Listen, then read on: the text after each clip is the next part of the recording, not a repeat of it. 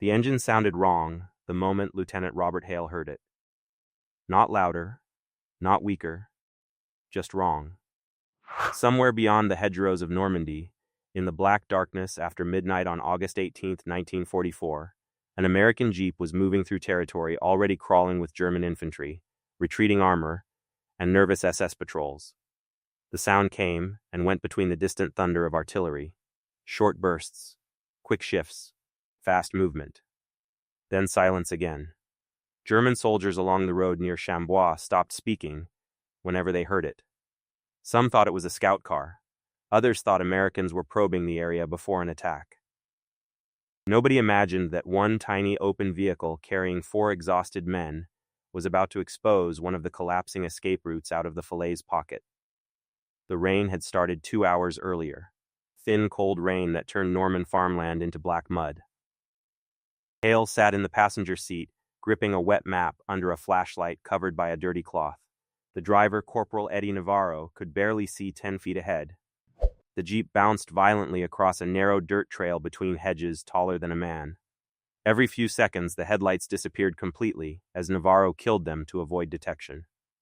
Somewhere to the east, German artillery flashed against the clouds like silent lightning.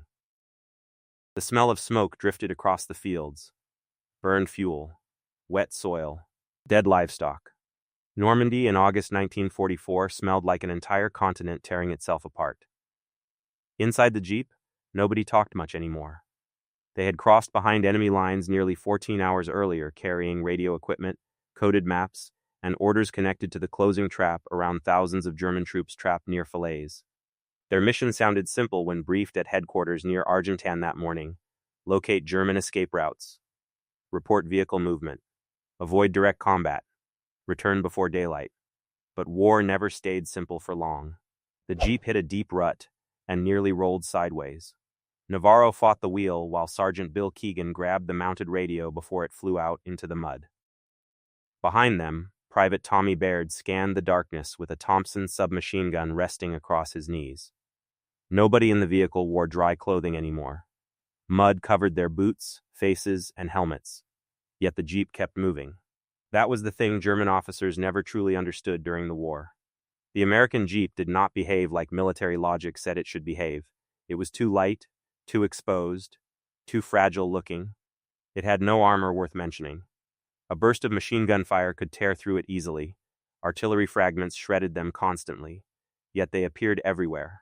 Forest trails, bombed villages, frozen mountain roads, beaches, riverbanks, destroyed cities. Places where larger vehicles stopped moving, the jeep somehow continued. German General Günther Blumentritt later admitted his officers were stunned by American mobility after Normandy. Again and again, American reconnaissance teams reached positions faster than expected. Command units relocated rapidly. Communications survived situations that should have collapsed entirely. And hidden somewhere behind all those operations was the jeep. Navarro suddenly slammed the brakes. The jeep skidded sideways in the mud. Everyone froze. Voices. German voices. Very close. The 4 Americans sat motionless while rain tapped against the hood. Somewhere beyond the hedgerow, boots crunched through wet gravel. Hale slowly lowered his head beneath the windshield frame. 2 German soldiers appeared through gaps in the hedge less than 20 yards away. One carried an MP-40. The other smoked a cigarette while speaking quietly about Allied aircraft attacks earlier that evening. Nobody inside the jeep breathed. The Germans moved past. For 5 long seconds, nobody touched anything. Then Navarro restarted the engine. The jeep crawled forward again. That moment repeated itself thousands of times across Europe during World War II. Tiny groups of American soldiers slipping through chaos inside vehicles so small and fast that enemy forces often struggled to react in time. German doctrine before the war focused heavily on organized mechanized movement, but many German vehicles depended on good roads, heavy maintenance, and increasingly scarce fuel. The Americans approached mobility differently. They flooded battlefields with simple machines that could move almost anywhere and could be repaired quickly under terrible conditions.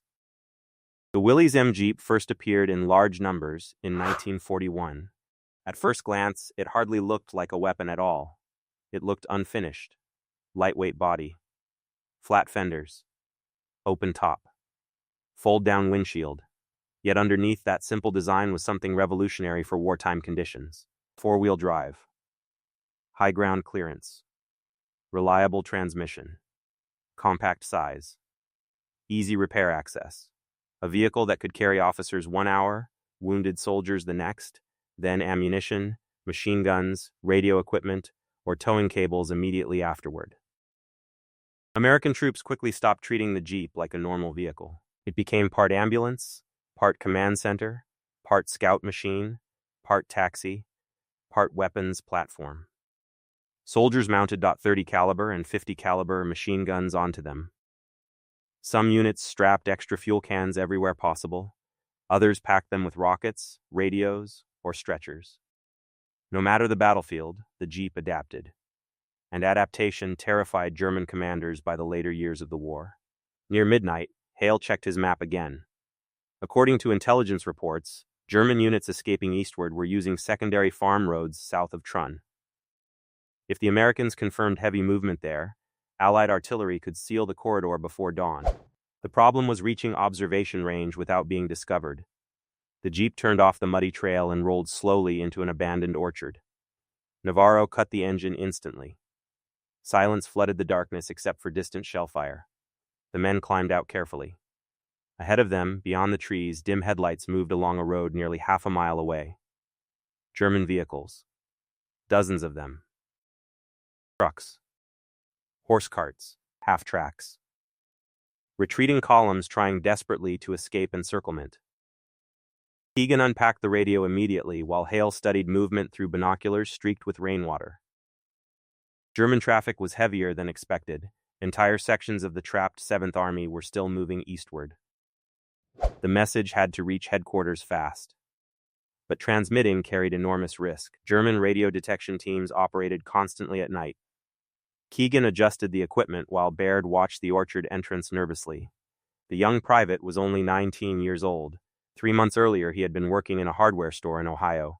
Now he sat in darkness behind enemy lines, listening to dying engines echo across France. The radio crackled softly. Keegan transmitted coordinates, short bursts only, fast and controlled. Then, silence again. Far away, artillery thunder deepened. Hale lowered his binoculars slowly. The trap was closing.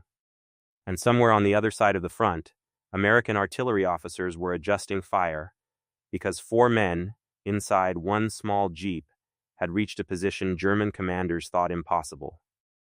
That was another reason German officers respected the Jeep so deeply by the end of the war. It multiplied American flexibility. A German command unit often required larger staff movement, heavier transport coordination, and more rigid planning.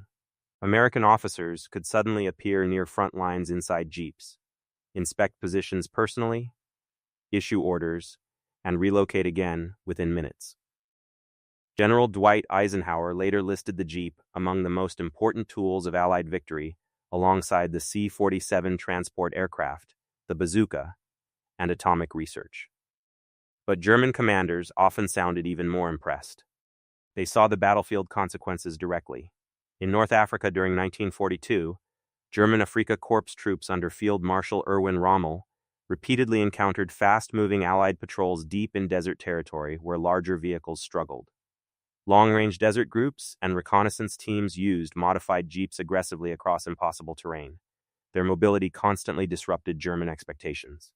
Then came Sicily. Then Italy. Then France. Everywhere the pattern repeated. The Jeep appeared before attacks, during attacks, after attacks. Always moving. Always adapting. Sometimes German soldiers captured Jeeps and immediately used them themselves because they admired the vehicle so much. Photos from the war show German troops driving captured American Jeeps across multiple fronts. That alone revealed something important. Soldiers rarely trusted enemy equipment unless it truly worked. Back in Normandy, Hale suddenly noticed movement closer than before. A motorcycle. German dispatch rider. Coming directly toward the orchard road. The Americans dropped low instantly. The motorcycle engine grew louder. Closer. Closer. A flashlight beam flickered through the trees. Navarro quietly pulled his pistol free. Nobody moved.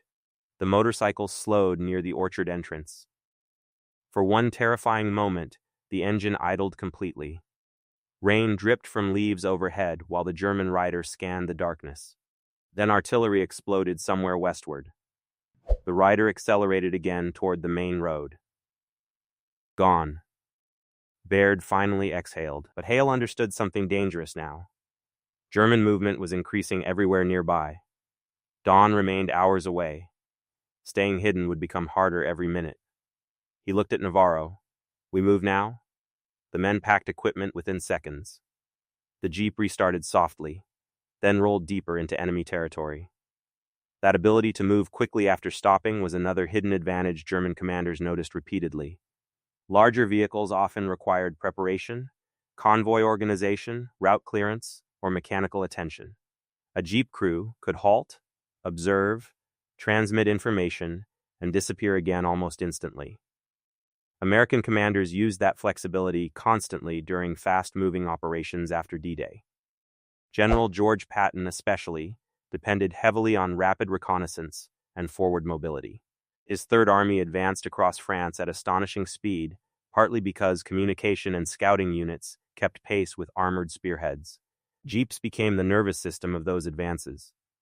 German commanders facing Patton often reported confusion about how rapidly American forces identified weak points and exploited them. The answer was not only tanks or aircraft. It was information moving quickly through thousands of mobile units spread across the battlefield. And often, that information moved inside a jeep. Around 2:10 a.m., Hale's team reached a ridge overlooking another narrow road east of Chambois. What they saw below stopped them cold. German armor. At least 6 tanks. More vehicles hidden behind trees. Retreat columns stretching farther than expected. The pocket remained partially open. Hale immediately realized the scale of the situation. Thousands of German troops still had a chance to escape, unless Allied forces closed the corridor quickly. Keegan prepared the radio again. Then disaster struck. Headlights. Behind them. Another vehicle approaching along the ridge trail. Too close to avoid. Navarro spun the jeep hard between trees while everyone ducked low. Branches scraped loudly against metal. The approaching engine climbed toward them fast. German voices echoed through darkness. A patrol vehicle. Maybe a K-Bell wagon. Maybe worse. The Americans held still as headlights swept across the ridge behind them. Mud covered the jeep heavily enough that its shape blended partially into the orchard shadows. Then the German vehicle stopped. Doors opened. Boots hit mud. Hale slowly raised binoculars. 3 German soldiers. 1 officer.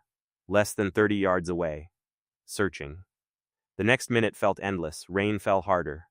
1 German flashlight beam passed dangerously close across the American jeep hood. Baird tightened his grip on the Thompson. Navarro whispered one sentence. If shooting starts, we drive through them. It sounded insane. But that was another truth about jeep warfare during World War II. Speed often became protection. American jeep crews learned quickly that hesitation could kill them faster than movement. Across Europe and the Pacific, drivers escaped ambushes not because the vehicles were armored, but because they accelerated fast enough to survive. The German officer stepped closer, 20 yards now. Then suddenly artillery screamed overhead. Massive explosions erupted near the road below the ridge. The Germans instantly turned toward the bombardment. American artillery had received the coordinates. Chaos exploded beneath them. Burning trucks, shouting soldiers, tank engines revving wildly. The German patrol scrambled back toward their own vehicle. And in that exact moment, Navarro slammed the accelerator down. The jeep burst from the trees like a wild animal. Mud sprayed everywhere. The Germans shouted in shock. Gunfire erupted instantly. Bullets snapped through branches behind them. The jeep bounced violently downhill across rough ground at nearly full speed. Hale nearly fell sideways while Keegan clung desperately to the radio equipment. Navarro drove straight through a collapsing fence without slowing. Machine gun fire followed them across darkness. Then another explosion lit the night sky orange behind retreating German columns. The Jeep raced westward. Fast. Unpredictable. Alive. German officers experienced scenes like this constantly by 1944 and 1945. American Jeep patrols appeared suddenly, gathered intelligence, directed artillery, evacuated wounded troops, delivered commanders, and vanished before organized responses arrived. The psychological effect mattered almost as much as the military effect. German troops increasingly felt American forces could appear anywhere. By late war, Germany struggled heavily with fuel shortages and transportation collapse. Allied bombing campaigns damaged rail systems relentlessly. Replacement vehicles became scarce. Mechanical reliability suffered badly under combat conditions. Meanwhile, the United States produced over 600,000 Jeeps during the war. That number mattered enormously. The Jeep was not feared because one vehicle changed battles alone. It was feared because they were everywhere all the time. American infantry divisions used them. Airborne units used them. Engineers used them. Medics used them. Military police used them. Forward observers used them. Commanders used them. Even chaplains sometimes used them. The battlefield became saturated with mobility. And mobility meant initiative. Near dawn, Hale's team finally crossed back toward Allied territory after nearly 20 hours behind enemy lines. The Jeep looked destroyed. Mud covered every surface. One tire leaked slowly. Bullet holes pierced the windshield frame. The suspension groaned loudly every time Navarro hit rough ground. But the vehicle still moved. At an American checkpoint near dawn, exhausted infantrymen stared at the returning Jeep as it rolled through fog carrying soaked, sleepless men covered in mud and engine grease. Hale handed over updated German movement coordinates immediately. Hours later, Allied forces closed much of the remaining Falaise escape corridor under devastating artillery and air attacks. The trapped German army suffered catastrophic losses. And somewhere inside that enormous operation, one battered Jeep crew had played a small but important role. That pattern repeated across the entire war. In the Ardennes during the Battle of the Bulge in December 1944, Jeeps carried officers through frozen forests under impossible conditions. American military police used them to redirect shattered units during German breakthroughs. Medics drove them through artillery fire, evacuating wounded soldiers from Bastogne. Reconnaissance teams used them constantly despite snow, ice, and fuel shortages. German troops repeatedly expressed surprise at how quickly American command systems recovered even during chaos. The answer often came down to communication and movement. Jeeps allowed officers to reach collapsing sectors rapidly instead of waiting for slower coordination systems. In Italy, mountain roads barely wide enough for carts still carried Jeeps loaded with ammunition and radio equipment toward frontline positions. In the Pacific, Marines used them across volcanic islands under brutal heat and terrible terrain. Even Soviet forces received thousands through Lend-Lease agreements and praised their usefulness. Few military vehicles in history adapted to so many roles so effectively. After the war, German officers analyzing Allied success repeatedly returned to one uncomfortable truth. American industrial power did not only produce giant bombers and tanks, it produced flexibility itself. The Jeep symbolized that flexibility perfectly. Simple, cheap, reliable, mass-produced, easy to repair, easy to transport, easy to modify. German engineering often focused on advanced complexity. American wartime production often focused on practical reliability under real battlefield conditions. The Jeep represented that philosophy better than almost any machine of the war. By 1945, even high-ranking German commanders openly admired it. General Heinz Guderian reportedly appreciated its flexibility and mobility advantages. Other German officers praised its cross-country performance and reliability under difficult conditions. Captured Jeeps appeared throughout retreating German formations during the final months of the war because troops trusted them. And perhaps the greatest compliment came from comparison itself. Germany built famous tanks, deadly artillery, terrifying aircraft. Yet when experienced German officers discussed the American war machine after defeat, Many kept mentioning one small open vehicle with no armor and barely enough room for 4 men, because they understood what it truly represented. Speed, adaptation, initiative, survival. Near the end of the war, American columns pushed deep into Germany itself. Civilians and retreating soldiers alike saw endless streams of jeeps racing ahead of larger formations. Officers standing upright inside them, radios crackling, mud-covered drivers barely slowing through ruined towns. To German eyes, they became symbols of unstoppable momentum. Not glamorous, not heavily armed, but always there, always moving. And that constant movement slowly strangled the exhausted German war machine from every direction. Years later, veterans from both sides still remembered them vividly, not because jeeps looked powerful, but because they never seemed to stop.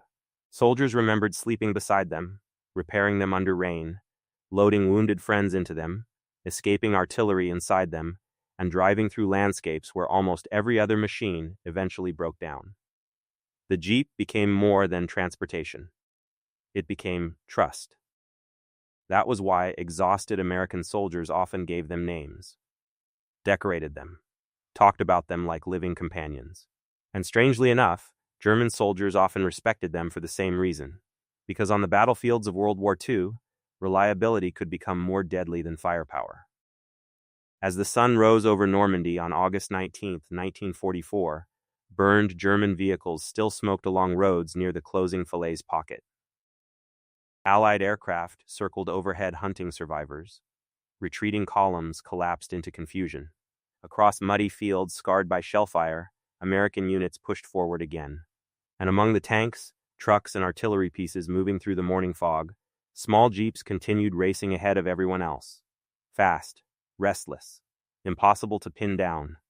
Tiny machines carrying maps, radios, medics, officers, ammunition, wounded soldiers, cigarettes, coffee, and sometimes the survival of entire operations.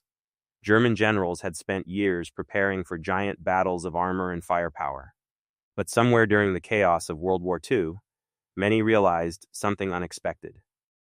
One of the most dangerous weapons America brought to Europe was not the biggest machine on the battlefield. It was the smallest one that never stopped moving.